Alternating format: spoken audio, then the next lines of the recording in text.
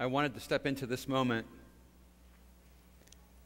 I think one of the most difficult things that we have to embrace as those who bear the name of Jesus is that the name of Christ has been used to do some horrible things.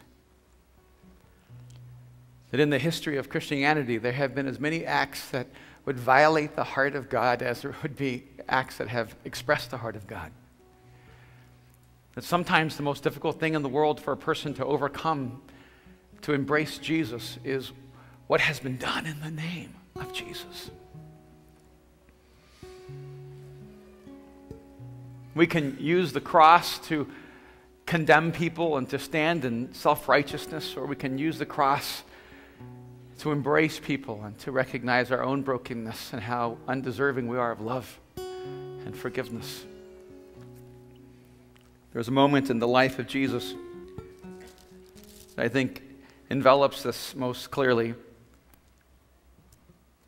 says, "But Jesus went to the Mount of Olives. At dawn he appeared again in the temple courts, where all the people gathered around him, and he sat down to teach them.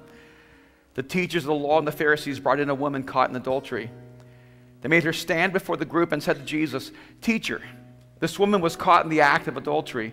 In the law of Moses, we are commanded to stone such women. Now what do you say?'"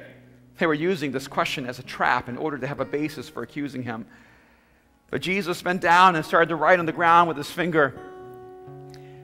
When they kept on questioning him, he straightened up and said to them, "If any one of you is without sin, let him be the first to throw a stone at her." Again, he stooped down and wrote on the ground. At this, those who heard began to go away one at a time, the older ones first, until only Jesus was left with the woman still standing there.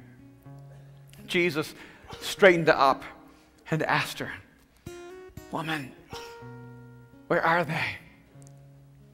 Has no one condemned you?" "No one, sir," she said. "Then neither do I condemn you," Jesus declared. "Go now and leave your life of sin." If there's any place in the world where the broken and the hurting and the sinful, and if there's any place in the world where the failures and the outcasts and the unwanted should be able to step in and be embraced and loved and accepted and forgiven and valued, it's any place where Jesus is. Any place where Jesus